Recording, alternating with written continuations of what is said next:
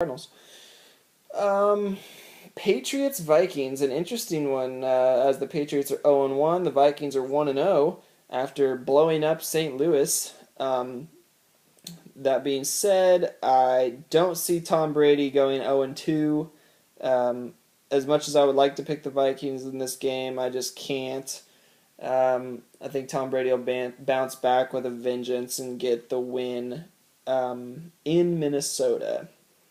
Saints Browns, a couple 0-1 teams. I was wrong about the Saints. Actually, that was one thing that I was right about, actually. Well, I was wrong. I picked the Saints to win, but I predicted that would be a shootout. Good for Matt Ryan um, getting it done against the Saints. That was a huge win for them. Kind of shows that the Falcons are going to be back this year. I think their offense is going to be pretty phenomenal. Julio Jones, Roddy White, even guys like Harry Douglas, Steven Jackson's going to run the rock, Jacquizz Rodgers come in on third down, stuff like that. They're going to be a force to be reckoned with this year. So, uh, good win for the Falcons. Saints Browns. Um, Browns had an awesome comeback against the Steelers last week. Didn't quite finish it off, but at the same time, I don't want to play the Saints the week after they lose. Browns have a pretty good defense, but I do think Drew Brees will get it done this game. They'll get their first win, move to 1-1. Browns fall to 0-2. Falcons Bengals, good game. Just talked about the Falcons. The Cincinnati Bengals had a good win over Baltimore. Andy Dalton looked pretty good. Their defense is solid. This is a tough one to call. I do think the Bengals defense is probably a little better than the Saints defense. I think this one's going to be a little bit lower scoring. The Bengals are at home. I like both of these teams. I think Matty Ice will come down to earth a little bit more. This game won't be quite as hot. Won't be able to get it going quite as much against the Bengals defense. So I'm going to take the Bengals at home in this game to go to 2-0. Falcons fall to 1-1. Lions Panthers, another game I'm looking forward to. You got the Lions high-powered offense and a defense that can do some good stuff. Can kind of get after the quarterback against the Panthers. I'm not sure if Cam's going to be back this week. I think signs are pointing to him being back, if I'm not mistaken. Cam will be back against the Lions. Panthers are at home. Their defense is awesome. I don't know who's going to cover Megatron or if it's even possible. Megatron's probably going to get his, of course. But man, the Lions really didn't run the ball that well against New York. Really don't see them running the ball against Carolina. I can see that kind of hurting them more this game than it did the last. I think the Panthers will win this game at home, although I think it'll be a good game. One that I'm looking forward to. A couple good teams going at it. So, but I will pick the Panthers at home over the Lions.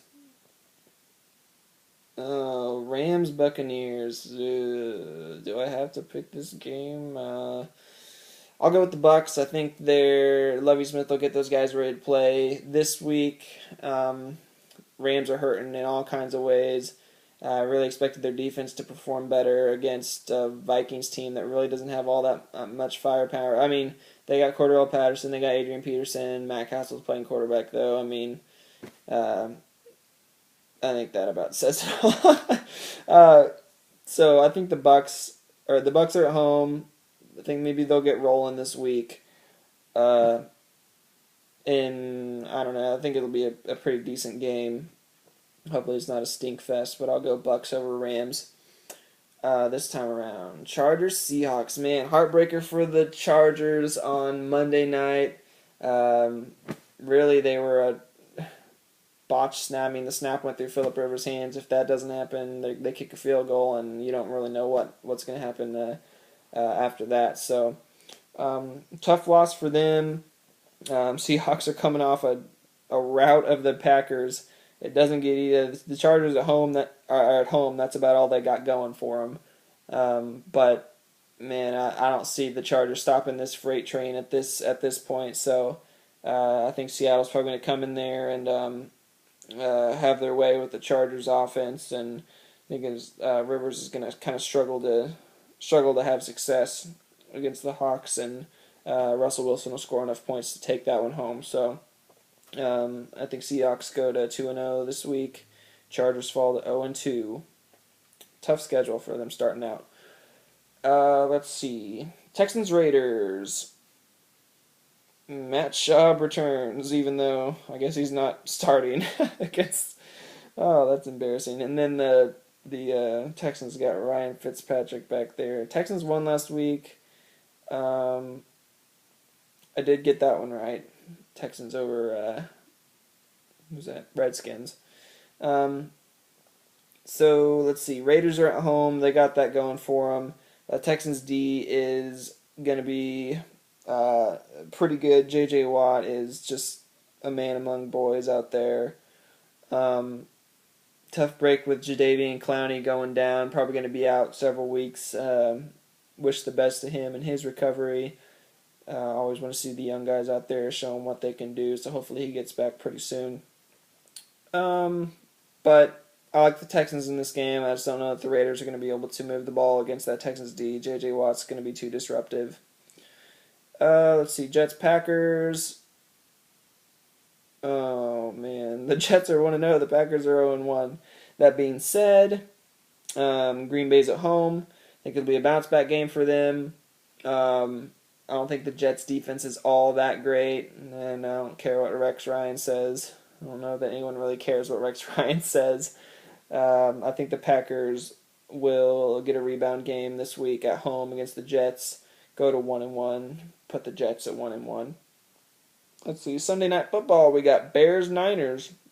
I think the Bears will match up better against the Niners than the Cowboys did. Hopefully Jay Cutler can make some good decisions, and I'd really like to see that offense get going and show what they can do this year. I think they got a lot of weapons. I like Matt Forte, Brandon Marshall, Alshon Jeffrey, even Martellus Bennett at tight end. That being said, 49ers are going to be coming in with a lot of confidence. They're playing at home. Their defense really looked pretty good. I thought there were going to be some holes that Tony Romo was going to be able to exploit. He did not. So I guess until I see otherwise, I'll have to say that their defense has not faltered as much as I thought it would. So I'll go 49ers at home over the Bears, which would send the Bears to 0-2. Not a good start for them if that happens. Monday night, Eagles-Colts. Eagles won last week. They're 1-0. Colts obviously fell to the Broncos. Puts them at 0-1. Colts are at home. Tough break losing Robert Mathis again. It seems like there's been a lot of injuries this year that have put some premier guys just out of commission for their teams, and that's it's really a bummer. You never want to see that.